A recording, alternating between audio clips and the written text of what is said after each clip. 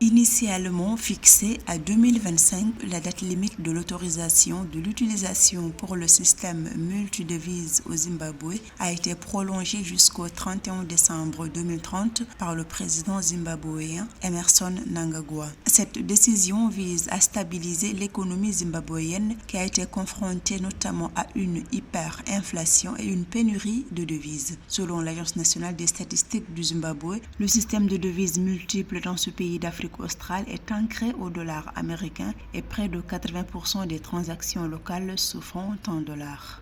Le Zimbabwe veut freiner l'hyperinflation, mais tout en créant un frein momentané. Parce que la décision de favoriser l'utilisation des devises étrangères à l'intérieur du pays cause 3 risques. Le premier risque, c'est que ça va réduire les réserves de change au niveau de la banque centrale. Donc, ça va encore plus fragiliser la monnaie nationale et créer un appétit auprès des agents économiques pour les devises étrangères. Le gouvernement zimbabwéen espère pouvoir relancer sa propre monnaie d'ici 2030. Cette prolongation de l'utilisation des devises étrangères devrait rassurer les investisseurs étrangers et stimuler l'économie du pays qui est actuellement fortement dépendante des envois de fonds des Zimbabwéens vivant à l'étranger.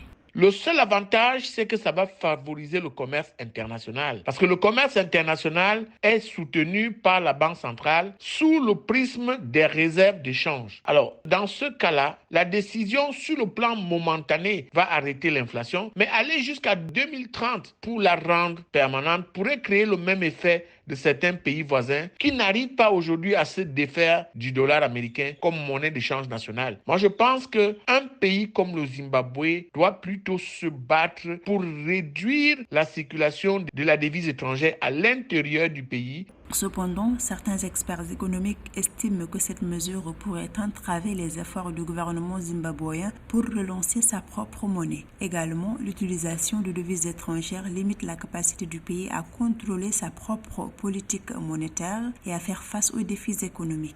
Depuis le début de l'année 2023, la monnaie locale du pays s'est affaiblie de plus de 80%.